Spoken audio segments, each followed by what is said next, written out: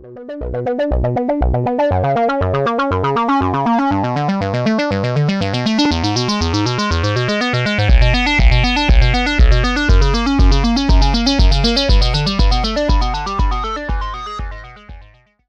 vais commencer par une toute première question assez simple. Est-ce que tu peux un peu retracer ton parcours académique depuis ton enfance? Bien sûr, bonjour Louis. Je m'appelle Jean Litté. Donc là, je suis actuellement en doctorat, mais avant ça, donc depuis l'enfance, c'est-à-dire que après le lycée où j'ai fait option S, quand l'option existe encore, en 2016, donc j'ai eu mon bac en 2016. Mention bien. J'ai fait une prépa ensuite, une prépa qu'on dit BTSI, pardon, c'est-à-dire physique technique et sciences de l'ingénieur, à Vaucanson, à Grenoble. 2 ans, où après j'ai pu intégrer l'école d'ingénieur NCCUB, qui veut dire l'École nationale supérieure de l'énergie, de l'eau et de l'environnement, à Grenoble, qui est une école du groupe INP. Donc 3 ans où j'ai beaucoup bossé sur... j'ai eu un parcours assez général, donc c'est une école quand même assez généraliste, mais où moi je me suis spécialisé en automatique et système intelligent. J'ai eu un premier pas déjà dans l'IA, donc je pense qu'on reviendra un peu dessus. Du coup, étude pour laquelle que j'ai pu clôturer par un stage dans un labo d'océanographie physique à Brest, qui a été un peu mon premier pas dans l'océan, en fait, dans la science de l'océan, en 2021. À la suite duquel j'ai fait un autre année de master, donc vraiment en dehors de l'école d'ingénieur. En fait, j'avais voulu rester dans les sciences de l'océan, donc j'ai trouvé un master qui était à La Rochelle, qui s'appelle Master Géosciences et Géophysique du littoral, où j'ai fait donc juste la 2e année. Et après cette 2e année, j'ai trouvé le sujet de thèse qui était partagé sur une liste de diffusion, et donc j'ai postulé. Voilà, j'ai commencé ma thèse à Brest il y a maintenant 2 ans et demi. Et qu'est-ce qui t'a motivé ou intéressé à la fois soit dans les sciences ou dans l'océan?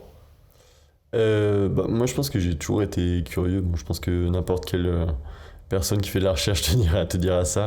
Moi, j'ai toujours été curieux d'un peu tout type de sciences, mais j'ai toujours eu des facilités plus dans les sciences dures et en maths particulièrement. Et donc c'est là où j'ai un peu toujours suivi la voie pas de la facilité, mais là où je me sentais à l'aise, confortable. C'est ce qui m'a amené à faire la prépa et l'école d'ingénieur. L'école d'ingénieur, c'était plus par rapport à l'environnement. Je pense que j'étais attiré pour cet aspect-là.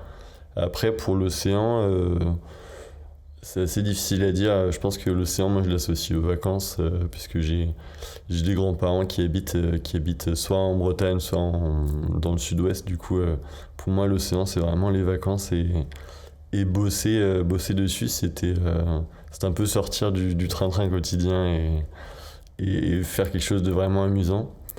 Et du coup, j'ai découvert un peu les sciences de l'océan, comme je l'ai dit, avec mon stage en 2021 au laboratoire d'océanographie physique et spatiale. Et c'est quelque chose qui m'a beaucoup plu, donc j'ai voulu continuer là-dedans. Et c'est pendant ce stage que tu as un peu découvert ton sujet de thèse?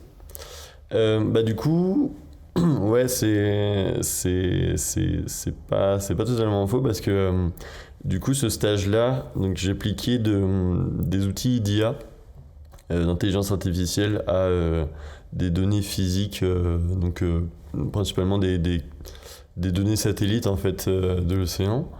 Et en fait, du coup, j'ai étudié tout ce qui est séquestration du carbone, mais d'un point de vue uniquement physique.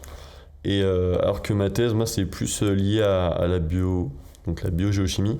Et en fait, les deux se retrouvent pas mal, surtout que du coup, dans ma thèse, il y a aussi un peu d'IA.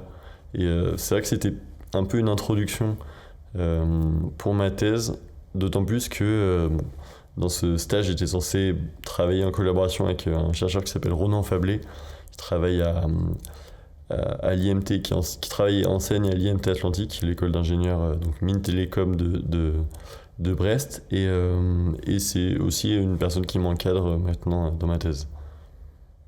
D'accord. Et comment t'en es venu un peu à ton sujet de thèse? Enfin, est-ce que tu peux un peu parler de la transition entre ton stage et le sujet de thèse à proprement parler? Euh, et ben, donc déjà, il s'est passé un an entre le moment où j'ai fini mon stage et le moment où j'ai démarré ma thèse parce que j'étais parti un an en master. Mais en fait, comme j'ai dit, ce stage c'était un peu un premier pas sur les sciences de l'océan, donc ça a un peu animé un appétit déjà que j'avais pour les sciences de l'océan, donc que j'ai voulu légitimiser en faisant un master enfin en sciences du littoral en tout cas. Euh, Parce que je me sentais pas légitime de continuer dans les sciences de l'océan sans avoir vraiment de connaissances type études dessus. C'est pour ça que j'ai fait ce master après. Et, euh, et en fait, après cette année, bon, qui m'a pas forcément apporté les connaissances enfin, que je souhaitais réellement pour bosser sur l'océan, mais ça m'en a apporté quand même plein d'autres. Mais du coup, je pense que ça m'a donné confiance pour rester dans ce domaine-là et surtout pour bosser dans un domaine, enfin, pour en fait acquérir tout ce qui est méthode de travail en recherche, quoi, que j'avais pas forcément en sortant d'école d'ingénieur. D'accord. Voilà. Enfin, par exemple, quel type de méthode de travail ou... Ben, je pense qu'il y a une certaine rigueur scientifique et surtout en fait tout ce qui, enfin une partie d'autonomie pour bon, en fait quand on aborde un sujet on ne connaît jamais tout sur le sujet dès le début, surtout en recherche où ça évolue énormément, il y a toujours beaucoup de choses à apprendre et, euh, et en école d'ingénieur en fait j'ai l'impression que on avait une base de connaissances et des méthodes qu'on appliquait en fait pour résoudre des problèmes. Et en fait, cet exercice un peu redondant fait qu'on était toujours assez à l'aise. Alors que dans la recherche, on est souvent confronté à des choses qu'on ne connaît pas. Et en fait, il y a cette nécessité de s'auto-former continuellement pour comprendre d'autres processus qu'on n'avait peut-être jamais entendu parler. Et, euh, et ça, c'est des choses que je ne connaissais pas forcément en sortant d'école d'ingénieur et que j'ai pu apprendre durant le master après. Et est-ce que tu peux du coup présenter ton sujet de thèse en différents niveaux de complexité? Donc si par exemple tu avais un collégien et tu devais lui expliquer en 3 phrases quel était le sujet de ta thèse, qu'est-ce que tu dirais? Donc pour toi, collégien, je dirais que j'étudie le cycle du carbone dans l'océan. Le carbone étant le CO2, donc ce que tu émets quand tu respires, et l'océan, lui, permettant d'absorber une énorme quantité de ce carbone, auquel cas ce carbone en fait reste dans l'atmosphère et vient causer notamment le réchauffement petit à petit de la planète. Donc ce qu'on essaye de comprendre en tant que chercheur, c'est comment l'océan va absorber ce carbone et donc réduire, réduire l'augmentation progressive de la température de l'atmosphère. Et si tu devais du coup maintenant l'expliquer à un terminal S? Pour un terminal S, oui, puis un aspect que j'ai pas forcément mentionné pour le collégien aussi, c'est que du coup, j'essaie de regarder ça d'un point de vue en utilisant des outils qu'on dit des outils d'intelligence artificielle. Maintenant, pour le terminal S, je dirais qu'en fait, il y a énormément de cycles autour de ce carbone, c'est-à-dire qu'il est présent sous plein de formes différentes, que ce soit dans l'atmosphère ou dans l'océan, enfin surtout dans l'océan. Et ce cycle-là, ces différents processus qui vont déplacer ou transformer le carbone, c'est important de bien les comprendre et bien savoir les représenter, les quantifier. C'est pour ça qu'on vient créer ce qu'on appelle des modèles pour être capable de retracer ce chemin, ce cycle du carbone. Et donc moi j'utilise des outils d'intelligence artificielle pour mieux représenter ces processus, ces modèles en fait, pour être capable de quantifier combien de carbone l'océan serait capable d'absorber. D'accord. Et si tu voudrais l'expliquer maintenant je sais pas, quelqu'un, enfin un chercheur que tu croises à un colloque par exemple, on va dire enfin un chercheur qui est familier du domaine mais pas non plus expert, Mhm. quoi. Ouais. Et ben, chercheur, je dirais que. Donc, je vais parler tout de suite des modèles. Donc, on a des modèles de l'océan qui sont faits. Donc, typiquement, les modèles utilisés pour le GIEC, euh, pour les études du GIEC, pour quantifier quelle quantité de carbone est absorbée dans l'océan. Sauf que ces modèles, donc ces modèles biogéochimiques, sont souvent couplés à de la physique. Le problème qu'on rencontre, c'est que lorsqu'on essaye de calibrer un modèle biogéochimique avec des données de physique, si les données de physique sont biaisées ou qu'elles possèdent des incertitudes, on va mal calibrer ces modèles et donc ça va impacter leur qualité, la qualité de leur prédiction. Et moi, ce que je viens faire, c'est que je viens tester si des méthodes d'intelligence artificielle, donc des réseaux de neurones, seraient capables de mieux paramétrer ces modèles, mieux les calibrer pour qu'ils soient ensuite plus fiables pour leur prédiction. D'accord. Euh, Est-ce que tu peux en fait, parler un petit peu du cycle du carbone de manière générale et donner peut-être quelques ordres de grandeur sur ouais, les cycles du carbone? Alors en ordre de grandeur, j'ai peur de dire n'importe quoi.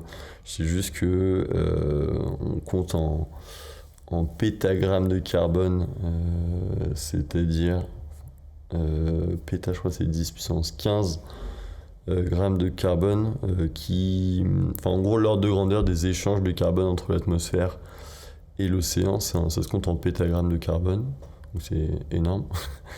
Par exemple, on sait que un Français moyen, lui, rejette à peu près entre 5 et 10 tonnes de carbone dans l'atmosphère par an. Donc voilà, je vous laisse faire ce que vous voulez avec ces chiffres. Mais donc ça, c'est les ordres de grandeur que je suis capable de donner.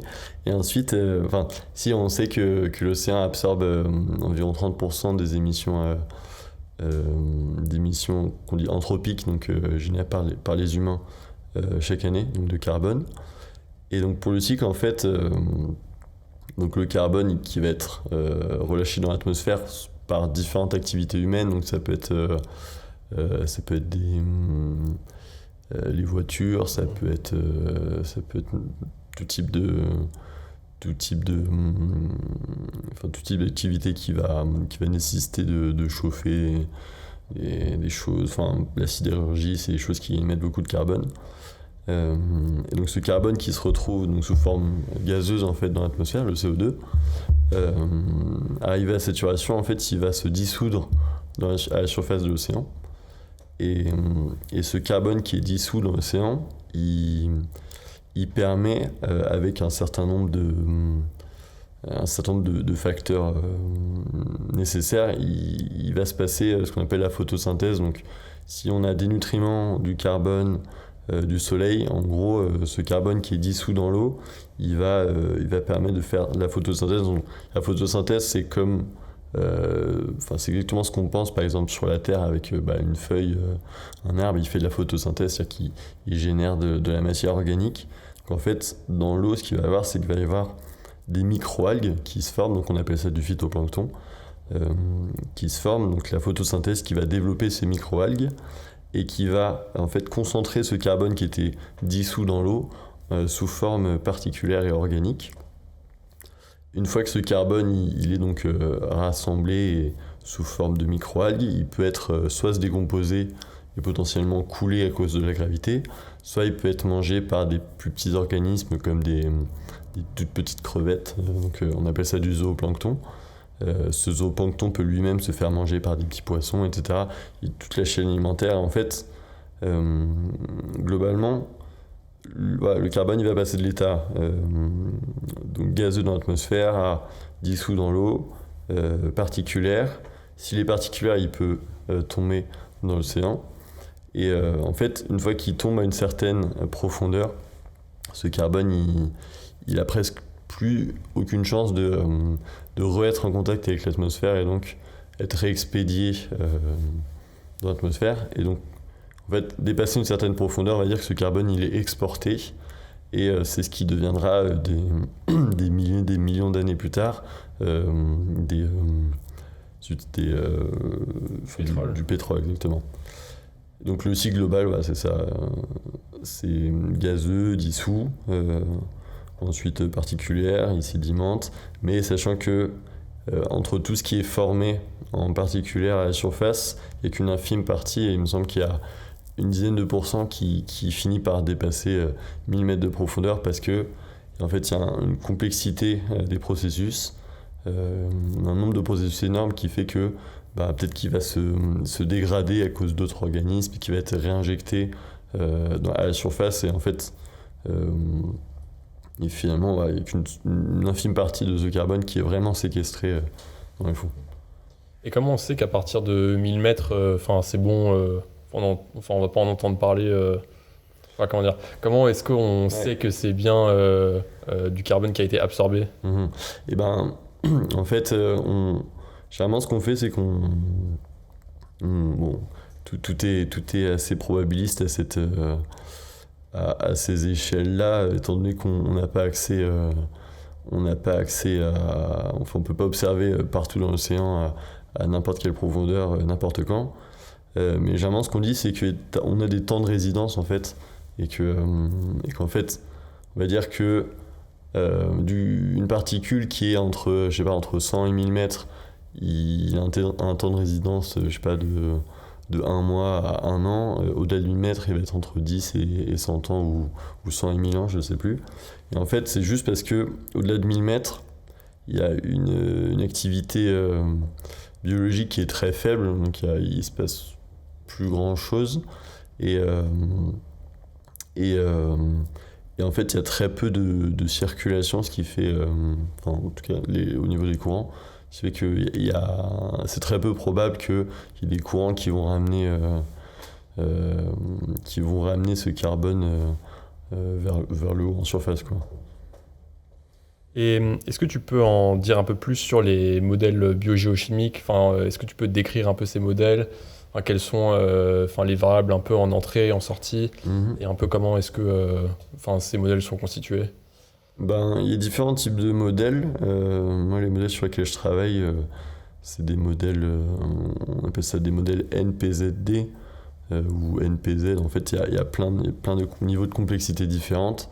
En fait, NPZD, ça va pour nutriments, phytoplancton, zooplancton et détritus, qui vont être en fait 4, on appelle ça des compartiments, où en fait on va étudier le carbone dans chacun des compartiments. On va dire que le carbone, il peut soit être un nutriment, soit être dans du phytoplancton, soit être dans du zooplancton, soit être sous forme de détritus. Et ces 4 compartiments vont interagir entre eux. C'est-à-dire que les nutriments, ils vont servir à ce que le phytoplancton il se développe. Donc s'il y a des nutriments, ce carbone il peut passer du pôle nutriment à phytoplancton parce qu'il fait la photosynthèse, donc il se développe.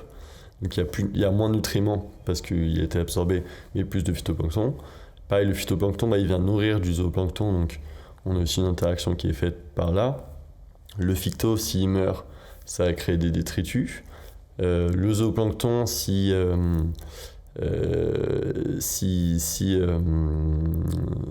défèque ou s'il meurt lui-même, ça va aussi créer des détritus. Et les détritus eux-mêmes peuvent être ce qu'on dit reminéralisés, c'est-à-dire dégradés et repassés sous la forme de nutriments. Donc en fait, on va avoir différentes interactions qu'on va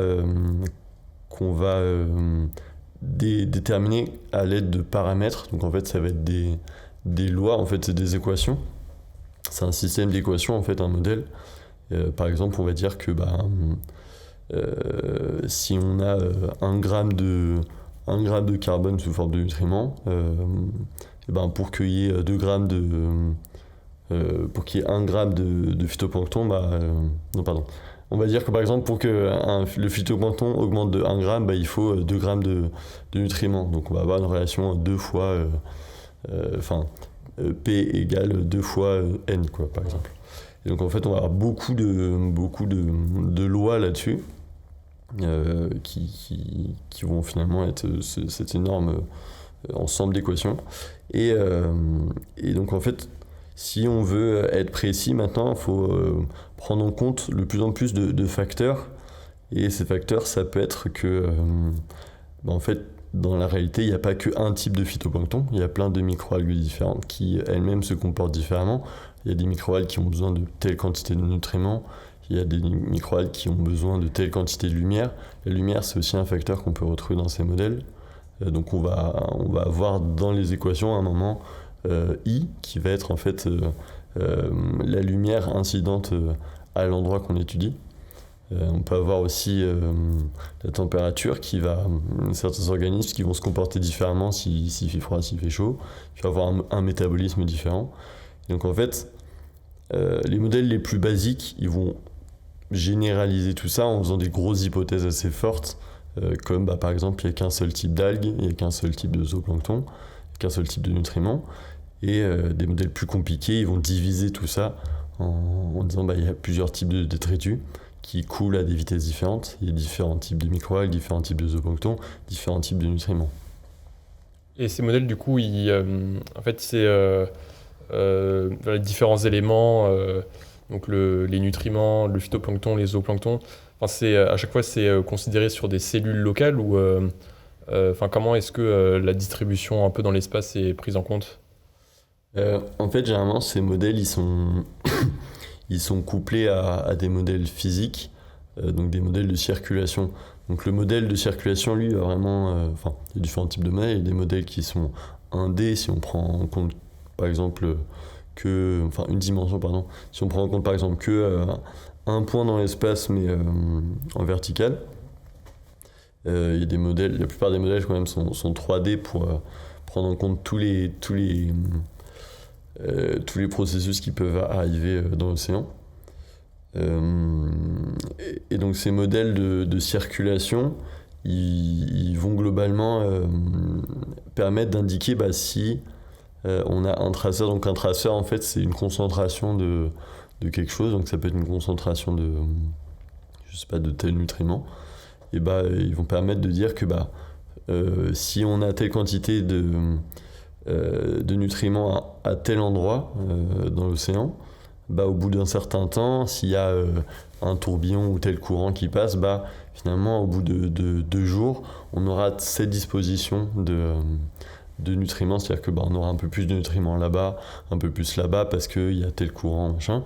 Et du coup, en couplant ce modèle de circulation avec un modèle biogéochimique, on est capable en fait de dire comment vont se déplacer les différents pôles et comment ils vont interagir, parce que si dans mon modèle je dis que pour qu'il y ait du phytoplancton il faut qu'il y ait des nutriments, mais que les nutriments ils sont au bout de l'Atlantique alors que le phytoplancton il veut se développer au bout du Pacifique, ça marche pas.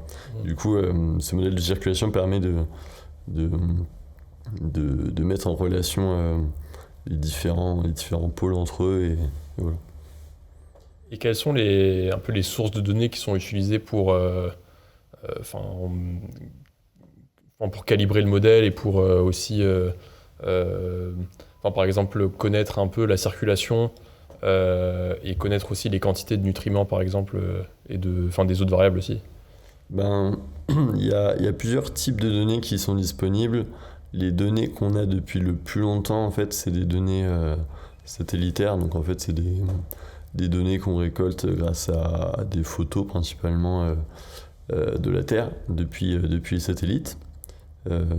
Ou aussi des photos que ce soit dans le visible ou même dans d'autres types d'ondes qui permettent d'identifier par exemple la hauteur du niveau d'eau qui n'est pas forcément le même partout dans l'océan. Ça permet aussi de déterminer la couleur de l'eau. En fait, la couleur de l'eau, c'est un énorme indice sur la concentration de chlorophylle qu'il y a en surface, parce que le chlorophylle, comme une feuille d'un arbre, c'est vert. La chlorophylle, ça a plus tendance à absorber le vert. Et donc, se montrer vert, en tout cas, donc un endroit de la surface de l'océan qui va être plutôt vert, on va dire qu'il y a une quantité assez importante de chlorophylle, du moins en surface. Donc ça, c'est des données qu'on a depuis assez longtemps et qui donnent pas mal d'informations sur l'océan global. Après, c'est des données qui souvent sont impactées par la résolution.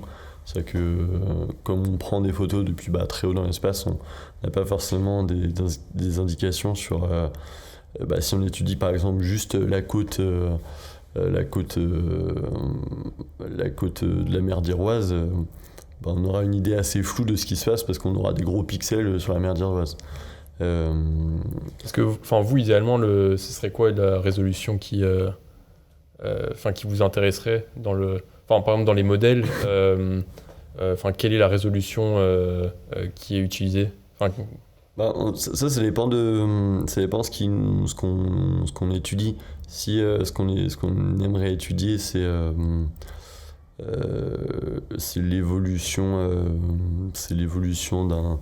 d'un certain traceur dans une région, là on aimerait des modèles plutôt régionaux. Si on aimerait étudier globalement quelle quantité de carbone est exportée en Atlantique, déjà on peut élargir la zone, donc c'est pas grave si on a des données moins précises. Et moi en fait je bosse surtout sur le modèle en général, en lui-même, donc je suis pas, mon but c'est pas d'être capable de quantifier ce qui se passe à un endroit. Le but c'est d'avoir un modèle qui soit fonctionnel. Donc voilà ce que je dis, j'essaye de voir si des outils d'IA permettent d'améliorer un modèle en gros. Et voilà, le but c'est pas c'est plus de rendre le modèle efficace et fonctionnel, plus que l'utiliser ensuite pour faire d'autres études, d'autres analyses sur les évolutions de température, de concentration, etc. Et du coup, pour revenir aux autres types de données qu'on a, donc je dis qu'on a des données satellitaires, on a aussi des données in situ. Donc les données in situ, c'est des données beaucoup plus ponctuelles, qui vont être soit obtenues grâce à des bouées, soit grâce à ce qu'on appelle des campagnes océanographiques. Donc c'est des navires qui vont se rendre à un endroit pour échantillonner cet endroit-là. Donc la différence de ces données, c'est que souvent elles vont être aussi en verticale, puisqu'on va en fait descendre des instruments dans l'eau. On va être capable d'obtenir différents paramètres de l'eau, donc que ce soit la température de l'eau, sa salinité, sa densité, sa concentration en tel nutriment, le nombre de particules qu'on va pouvoir capter à tel endroit. Et ça, c'est des données qui sont vachement complémentaires par rapport à ce qu'on a en satellite, parce que cette fois-ci, on les a pas aussi fréquemment que les satellites qui vont être générés par exemple tous les mois ou toutes les semaines à une fréquence très régulière sur des périodes assez longues, parce que la campagne, on l'a fait sur 10, 20, 30, 40 jours, mais pas beaucoup plus. On va pas laisser le bateau ici infiniment, parce que ça coûte de l'argent. Et alors que les bouées aussi, par exemple, je fais une liste assez exhaustive, du coup je m'égare, mais les bouées, par exemple, on peut laisser une bouée à un endroit qui va descendre à une certaine... donc on parle par exemple des bouées Argo, qui sont un type de bouée qui vont caractériser une colonne d'eau par exemple tous les 10 jours. Elles vont donner un profil de l'état de l'eau à un endroit. Le problème de la bouée maintenant, c'est que elle va dériver avec le courant, et donc si on la pose à un endroit parce qu'on va étudier tel endroit, peut-être que dans 20 jours la bouée elle aura fait 50 km. Donc on a plein d'outils différents qu'il faut arriver à utiliser le mieux qu'on peut pour ensuite calibrer nos modèles. Et tous ces outils, du coup, ça donne des données à des endroits un peu hétérogènes, et les résolutions vont pas forcément être les mêmes, et aussi les moments où il y a de la donnée sont pas forcément homogènes un peu dans le temps. Comment est-ce que vous arrivez à gérer un peu ces différentes... comment tu fais pour prendre en compte ces hétérogénéités? Oui, comme tu l'as dit, ça pose un petit problème.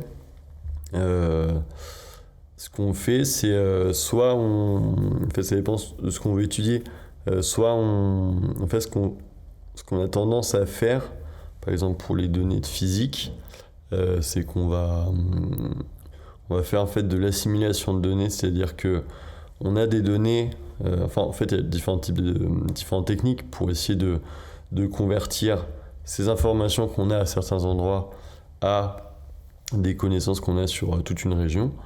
Donc soit on fait de l'interpolation, c'est-à-dire qu'on sait qu'on a mesuré des températures ici, ici, ici, et on va interpoler et dire que en plein milieu ce sera un peu une moyenne des trois. Soit on va en fait faire ce qu'on appelle de l'assimilation de données, c'est-à-dire que on pondère un peu les informations qu'on a pu observer avec des modèles de circulation, enfin des modèles de l'océan. Et en fait, on va faire tourner ce modèle et faire en sorte que ce modèle colle au mieux à ce qu'on a observé aux endroits où on les a observés. Et en fait, en faisant tourner plusieurs fois ces modèles, et en essayant de régler, parce que le modèle, le problème, c'est qu'il a des paramètres qu'on ne connaît pas forcément. Et donc l'idée, c'est d'arriver à modeler modeler ce modèle, c'est bizarre, mais à calibrer ce modèle pour que la simulation qui nous donne à la fin soit cohérente par rapport à ce qu'on a mesuré. Et donc une fois qu'on a réussi à faire ça, on peut dire que a priori, si c'est relativement précis, relativement juste par rapport à ce qu'on a mesuré, autour de ce qu'on a mesuré, c'est plutôt proche de ce qu'a sorti notre modèle, quoi. D'accord, ok. Et est-ce que du coup, on peut aussi se servir de ces modèles pour faire de la prédiction de ce qui va se passer dans le futur? Ouais, exactement. C'est notamment un des enjeux du GIEC, donc le groupe intergouvernemental d'experts sur le climat, donc, qui fait partie de l'ONU, qui en fait reprend énormément d'études pour en fait analyser, qui a rassemblé énormément d'études sur le climat, donc notamment des études qui se basent sur ce genre de modèle pour essayer de voir comment se comporte l'océan et comment va se comporter l'océan pour les années à suivre. Et donc, ouais, il y a pas mal d'études qui essayent de se baser sur ces modèles. Et donc, on peut dire que, en fait, ce qu'ils essayent de dire, c'est qu'ils vont faire tourner un modèle par rapport pour voir si sa simulation colle avec ce qu'on a pu observer par le passé, en espérant que si ça colle, en partant des mêmes conditions initiales, si on continue de faire tourner ce modèle dans le futur, on est capable de dire avec une certaine précision comment va évoluer l'océan. C'est pas du tout clair ce que je dis. En gros, ce que je veux dire, c'est imaginons qu'on a des mesures de l'océan je sais pas, généralement on part de la période pré-industrielle, mais disons qu'on fait tourner le modèle jusqu'à 2025 par exemple. On essaye de le modifier de sorte à ce que ça colle exactement à ce qu'on a pu mesurer. Disons que ça fonctionne. On a juste à continuer de le faire tourner. C'est-à-dire qu'en fait, un modèle, pour le faire tourner, il faut juste une condition initiale, des paramètres. Et ensuite, en fait, c'est juste les lois par exemple, les lois de circulation de la physique, ou des lois. En fait, c'est les équations du modèle dont j'ai parlé. Et en fait, c'est juste à continuer de les faire tourner dans le temps. Et si ça a collé pour le passé, on peut espérer que ça colle pour l'avenir. Après, le problème, c'est qu'il y a toujours des choses, des facteurs d'incertitude. C'est-à-dire que déjà, c'est pas possible que notre modèle il colle parfaitement à ce qu'on a pu mesurer par le passé. Et ensuite, en fait, il y a d'autres variables qu'on peut pas prédire. Typiquement, combien de carbone est-ce que l'activité humaine va continuer de générer. Ça interagit en fait avec ces modèles-là. parce qu'en fonction des quantités de carbone, l'océan, enfin, les quantités de carbone de l'atmosphère, l'océan il se comporte pas de la même façon, il va absorber plus ou moins. Ça peut même avoir un impact sur sa capacité à absorber. Donc il y a des interactions là-dessus. Et donc ça, c'est une incertitude qui fait que l'océan n'est pas forcément... on va être capable de faire la prédiction, mais voilà, il y a toujours une limite par rapport à des choses qu'on peut pas connaître à l'avance, quoi. En gros, dans tes travaux, tu compares une méthode d'assimilation de données classique à une approche avec du deep learning. Qu'est-ce qui t'a le plus surpris un peu dans les différences entre ces deux, entre les deux approches? Ce qui a pu me surprendre entre les deux approches, en fait, je pensais pas que je doutais, je pense, de la puissance de l'approche deep learning, parce que en fait, c'est marrant. En fait, le deep learning, on pourrait le voir comme une énorme boîte à outils, une sorte de grosse mallette avec plein d'outils, un marteau, un tournevis qui est capable de faire plein de choses. Sauf qu'on se dit, bah là, on s'attaque quand même de la simulation de données. En gros, c'est censé... on utilise des modèles, etc. Les simulations de données, en fait, on utilise déjà des connaissances qu'on a développées sur l'océan. C'est-à-dire que on utilise des modèles qu'on a petit à petit monté, où on a introduit des équations qu'on a étudiées. C'est-à-dire qu'on a prouvé que ce modèle il fonctionnait. On a une certaine connaissance déjà de l'océan, alors que la méthode de deep learning, à la base, elle part vraiment de zéro, quoi. On va juste lui donner des données, et grâce à ça, elle va apprendre des relations qu'on a mis énormément de temps à mettre au point, quoi. Et ça, je pense, c'est ce qui m'a le plus étonné par rapport aux résultats que j'ai trouvés relativement rapidement, quoi. Mais comment ça se fait d'ailleurs que ça fonctionne aussi bien il me semble aussi que tu disais que ça marchait particulièrement bien quand les données sont bruitées ou incomplètes. Comment ça se fait? En fait, du coup, le réseau de neurones, ce qui se passe, c'est que c'est plein de... Donc, pour expliquer un petit peu, c'est donc une sorte de boîte où on lui donne des données en entrée, et lui, il va traiter ces données pour retourner des données en sortie. Et en fait, il va y avoir une première phase d'apprentissage où on va lui donner plein d'entrées et de sorties, et lui, il est censé comprendre comment ça fonctionne. Comment est-ce qu'à partir de ces entrées, on est censé obtenir cette sortie. C'est-à-dire que lui, en fait, il a plein de points. On peut le voir comme une sorte de tableau où, en fait, le réseau de neurones, il va mettre les données... en fait, il va faire un peu cette embrouille avec les données. Il va dire, telle donnée de température, normalement, quand j'ai telle donnée de température, je suis censé ressortir telle concentration de chlorophylle. Et du coup, il va apprendre une certaine logique tout seul. Et en fait, ce dont on se doute pas trop, c'est qu'en fait, un réseau de neurones, donc ça va être plusieurs couches de neurones, les neurones étant des cellules qui communiquent, en fait, des cellules. Donc en fait, c'est juste une cellule, ça va être ça va être le passage d'une donnée. En fait, la cellule, elle va recevoir une donnée en entrée, elle va lui appliquer une fonction et ressortir cette donnée. Par exemple, une cellule, on peut lui dire, toi, tu vas juste faire des multiplications. Et elle va faire, la sortie, c'est l'entrée fois un paramètre, par exemple, fois A étant mon paramètre. Et par exemple, durant la phase d'apprentissage, on peut dire, souvent, quand il fait froid dans la rue, il y a 2 fois plus de personnes qui glissent et qui tombent et qui se cassent un bras.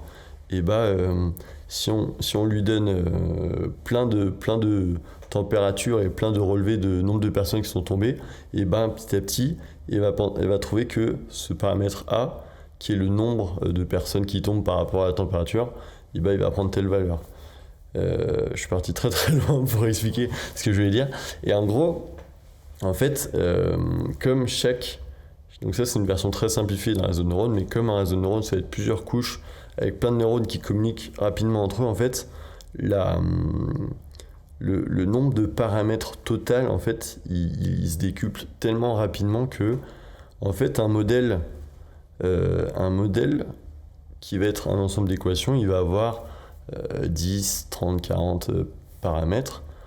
Un réseau de neurones, en fait, il a aussi ses paramètres à lui, donc j'ai dit qu'il va modifier le paramètre A, par exemple, sauf que, comme j'ai dit, on a plusieurs couches, donc par exemple, les neurones de la première couche qui vont communiquer avec les neurones de la deuxième couche, finalement, les facteurs, ils se multiplient, et en fait, le réseau de neurones, qui a seulement 5 couches et 10 neurones par couche, en fait, il va avoir des milliers et des milliers de paramètres. Et en fait, cette capacité à avoir plein de paramètres lui permet de s'adapter et de représenter des processus très complexes comme ceux qu'on trouve dans l'océan. Et donc ça, c'est une première chose. Et donc, pour revenir à ce que tu disais, comment ça se fait que ça fonctionne bien, typiquement là où on a des données éparses et bruitées, c'est que en fait, dans les données qu'on va lui fournir, on va lui donner exprès des données bruitées et éparses pour qu'il soit capable de quand même réussir à faire cet exercice de prédire ce qu'on veut malgré des données, alors que un système d'assimilation de données, en fait, il part du principe que les données qu'on lui donne en entrée, elles sont forcément justes, et lui, il essaye de matcher les sorties du modèle avec les observations. Et donc il va être biaisé par ces données qui ne sont pas forcément correctes et le fait qu'il n'y en a pas beaucoup. Du coup, il essaie de faire comme il peut pour que sa sortie corresponde aux données. Mais le réseau de neurones, il va prendre en compte durant son apprentissage le fait que les données ne sont pas forcément parfaites, on n'en a pas partout. Et il va quand même être capable de faire cet exercice malgré ce problème-là. Et est-ce que du coup vous regardez aussi, en fait, a posteriori, enfin après l'entraînement, en gros, comment ça se fait que les paramètres fonctionnent aussi bien? Est-ce que vous faites aussi des recherches sur un peu l'explicabilité de pourquoi est-ce que le modèle fonctionne? Le modèle c'est-à-dire, pardon. En gros, après l'entraînement, les paramètres sont figés. Et du coup, est-ce que vous allez ensuite disséquer le modèle entraîné pour comprendre comment est-ce qu'il a réussi à reproduire un peu des modèles qui du coup ont été faits par l'intelligence humaine, quoi. Ouais. Non, alors il y a des méthodes de réseau de neurones où on fait ça. En fait, ça c'est des types de méthodes où on a une sorte d'espace latent où en fait, on a une sorte de premier réseau de neurones qui va prendre donc les entrées, les données dans un espace latent pour ensuite les sortir, avoir un autre réseau de neurones et donner les sorties. En fait, on va essayer de raisonner plus dans cet espace latent pour comprendre vraiment ce qu'il y a dedans. Je pense que je me perds un peu, c'est peut-être rien à voir, mais... Dans mon cas, moi, dans l'idée, c'est pas possible de disséquer les réseaux de neurones, étant donné qu'en fait, il y a énormément de paramètres. On ne va pas regarder chaque paramètre un par un parce qu'il y en a des milliers et qui n'ont pas forcément de sens. Mais il y a aussi des méthodes où en fait, il y a une diversité énorme de réseaux de neurones.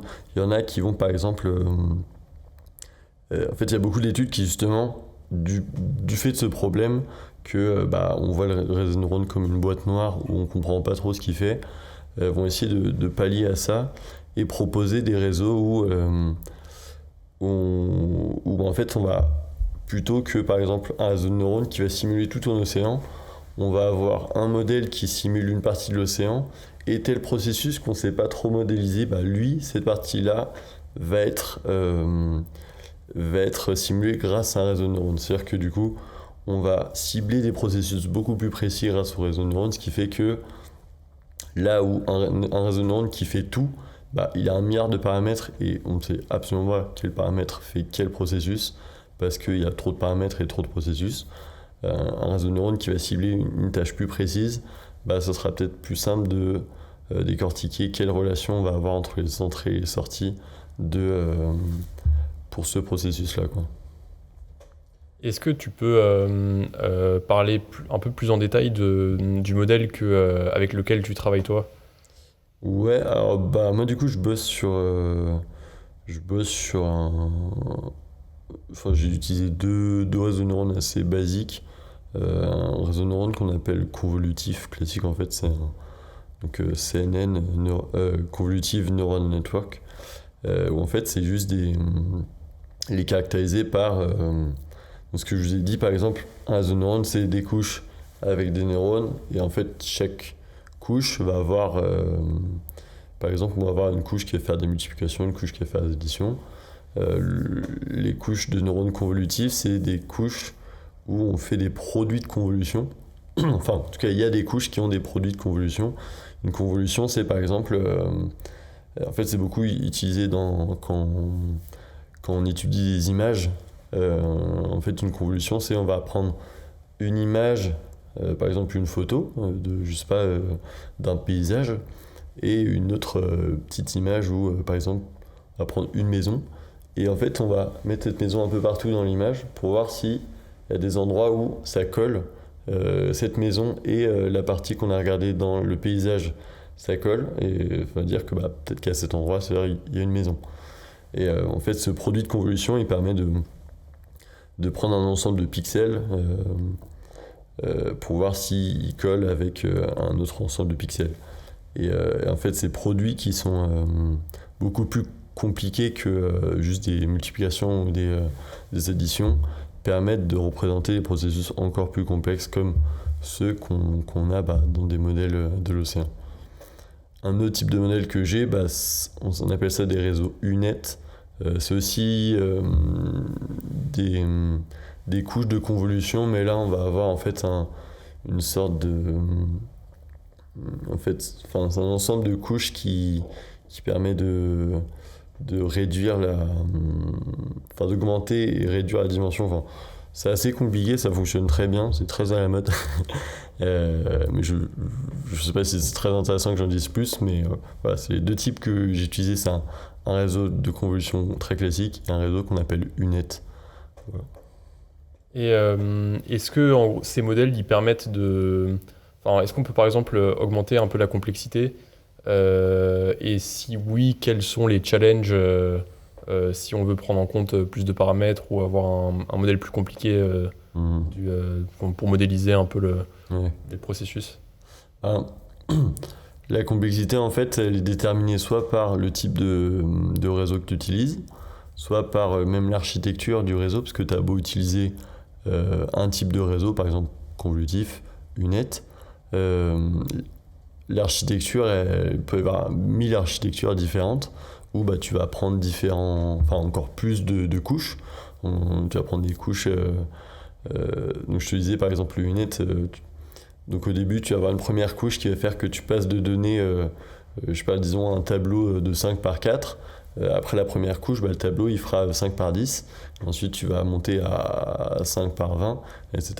Ensuite, tu vas revenir, etc.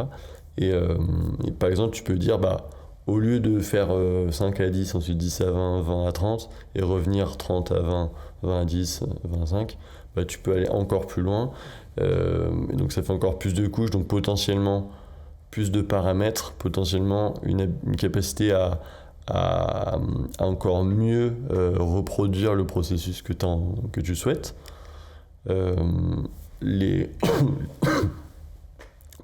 limites que tu peux avoir là-dedans, c'est que si tu as un réseau trop compliqué, il va falloir beaucoup plus de données pour que son apprentissage soit significatif et qu'il soit capable de vraiment apprendre les processus avec ce que tu lui donnes. S'il a 1 milliard de paramètres pour apprendre juste la relation entre une pomme et entre le nombre de pommes que génère un arbre, qui vont pousser sur un pommier Et la température de l'air, peut-être que c'est pas très utile. Et puis ça a demandé énormément de ressources, surtout. Parce que la phase d'apprentissage, en fait, à chaque fois on lui donne l'entrée et la sortie. Lui, il va propager les données dans tout le réseau. Il va calculer la sortie et la sortie que tu es censé avoir. Enfin, sa sortie à lui et la sortie que tu souhaites. Et en fonction de l'erreur, il va modifier tous ces petits paramètres. Donc s'il a 1 milliard de paramètres, ça va faire beaucoup à changer. Et tu fais ça plein de fois. Plus tu as de paramètres, donc plus tu as un réseau compliqué, plus cette phase d'apprentissage va être longue, quoi. Et c'est des ressources Donc les ressources, en fait, ça va être les capacités d'un ordinateur à calculer tout ça. Et ça peut être très long. Ça peut être très long. Et cher. Et en quoi tes recherches peuvent influer la manière dont on conçoit un peu l'assimilation de données pour des paramètres biogéochimiques comment tu penses que du coup les modèles, notamment qui seront utilisés par le GIEC, vont être comment est-ce qu'ils vont évoluer plus tard, quoi. Ce que j'espère, c'est que parce que là on a un peu une question qui se pose en ce moment. Il y a beaucoup d'études qui tendent à complètement remplacer les modèles par des réseaux de neurones en disant que les réseaux de neurones font mieux. Là, moi, c'est une autre possibilité, c'est de rester sur les modèles parce que le problème, c'est qu'un modèle, ça peut être coûteux, un réseau de neurones aussi. Et le problème du modèle, c'est que il faut le calibrer, comme j'ai dit. Et ça peut aussi être coûteux et compliqué à faire. Là, ce qui est chouette, c'est que je propose une méthode qui est toujours en développement. Elle ne fonctionne pas forcément partout. On est en train de faire différents tests. Ce qui serait cool, c'est que cette méthode permette donc de mieux calibrer ces modèles et rendre leur utilisation toujours utile, toujours d'actualité. Et d'ailleurs, donc de mieux calibrer des modèles, donc de réduire l'incertitude de ces modèles vis-à-vis de leur calibration. Et donc de produire ensuite des prédictions avec moins d'incertitude, ce qui est toujours valorisable dans les études comme les études du GIEC. Est-ce que pendant ta thèse, tu as eu un moment un peu eureka où tu as subitement compris quelque chose, où tu t'es rendu compte de quelque chose à la suite d'un long process de réflexion ou de blocage? Compris quelque chose, de tous les jours, j'ai l'impression de comprendre des choses que j'ai pas compris depuis le début. Le lendemain, souvent, j'ai l'impression que j'ai toujours pas compris. Et c'est un cycle éternel de compréhension et pas du tout. Eureka, oui, récemment, en fait, donc la première année de ma thèse, j'ai mis au point cette méthode avec les réseaux de neurones sur un modèle biogéochimique tout à fait basique. Et l'idée, c'était de valider ensuite cette méthode sur un modèle un peu plus complexe, un modèle qui a un peu plus de sens, qu'on va peut-être plus à même d'utiliser pour des études sur le climat, par exemple. Et donc là, la difficulté, c'était que le modèle étant plus complexe, l'expérience à mettre en place est un peu plus et moins évidente parce que on gère plus de données, donc c'est des données avec une dimension spatiale en plus. Et j'avais peur un peu que cet incrément en complexité, ça vienne impacter la capacité de cette méthode. Et là, dernièrement, j'ai vu que ça avait l'air de fonctionner encore mieux. Et je suis très content de ça. J'espère que du coup, ça donne encore plein d'idées pour aller encore plus loin. Et c'est ça qui est trop chouette dans ce que je fais, c'est qu'on teste des choses et on est toujours surpris par ce qui sort. En fait, c'est ça que j'aime par rapport à l'IA, c'est que je me rends compte qu'il y a une limite qui est quand même assez loin de l'outil et on peut faire tellement de choses différentes et voilà, c'est très satisfaisant. On s'approche de la fin de la conversation. Ok. Je vais te poser une dernière question. Est-ce que tu aurais un livre ou une chaîne YouTube ou des ressources en ligne vers lesquelles tu voudrais rediriger l'audience pour des gens qui s'intéressent plus particulièrement aux différents modèles biogéochimiques? Ouais, en livre, j'ai récemment découvert, enfin en fait j'ai suivi un séminaire d'un chercheur émérite qui est dans notre laboratoire qui s'appelle Paul Tréguet, euh, qui, euh, qui fait pas mal de vulgarisation d'ailleurs et qui avait ramené deux de ses livres. Donc il en a sorti récemment sur Jules Verne, il me semble, et un autre livre qu'il avait, c'est L'océan et le climat, il me semble. Donc, je pense que si on tape Paul Tréguet, on va rapidement trouver.